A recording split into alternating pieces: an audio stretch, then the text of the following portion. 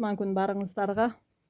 Мен гүл өстүрүүдөн башка ушундай корзиналарды токуймун. Мондай ратаңктар менен мондай корзиналарды токуйм, оны аз токуп жатам.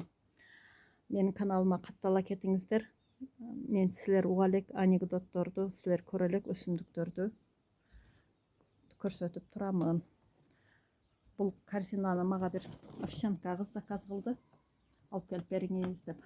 Бир чоң бир кичинекей корзина токуп жатам азыр. Анан овсянка кыз заказ кылгандыгы үчүн бир овсянка жөнүндө бир анекдот эсиме түшүп кетти. Бир кыз арак ичет экен, ичимдикке жакын экен, анан бир жигит менен таанышып калыптыр.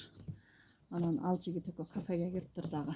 Анан кафеде жигит айтыптыр: арак ичесиңби же вино ичесиңби десе, эми арак ичсем арак ичкенин билип калбасын деп анан вино ичем дептир. Жанагы кыз вино ичип көрбөгөн экен, дайым арак ичкен. Анан жигиттен жашырып вино ичем дептир.